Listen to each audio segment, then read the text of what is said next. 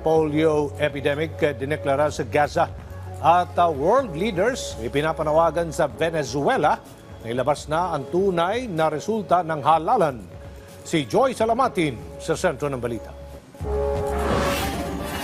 Nagdeklara ng polio epidemic ang Health Ministry ng Gaza, bagay na isinisisi nila sa walang tigil na military offense ng Israel.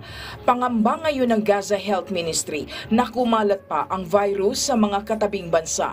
Bago ito, una nang ikinabahala ng World Health Organization ang pagkalat ng sakit sa Gaza dahil sa kakulangan ng malinis na inuming tubig at pagkain ng mga apektadong Palestino. Nanawagan ang lider ng ilang bansa at mga electoral observer na ilabas na ang kumpletong resulta ng presidential elections sa Venezuela. Kinu-question kasi nila ang pagdeklara ni President Nicolas Maduro na siya ang nanalo sa halalan.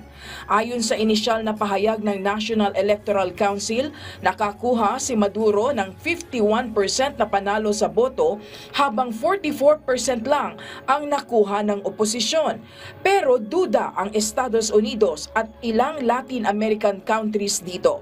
Gayun din ang mga mamamayan ng Venezuela na nagkasa ng mga kilos protesta. Ang US National Security Council humingi ng detalyadong tabulation ng mga boto. Sa shuttle, gumagamit na ng AI-backed autonomous robots ang ilang construction company. Ito'y upang mamonitor ang progreso ng konstruksyon. Sa isang itinatayong gusali sa shuttle, umiikot sa mga palapag ang mga robot para idokumento ang progress ng proyekto, habang kaya rin itong tukuyin ang mga potensyal na panganib. Kumukuha ang mga robot ng 360-degree high-resolution photos ng bawat palapag na ini-upload sa isang cloud-based platform para sa pagsusuri.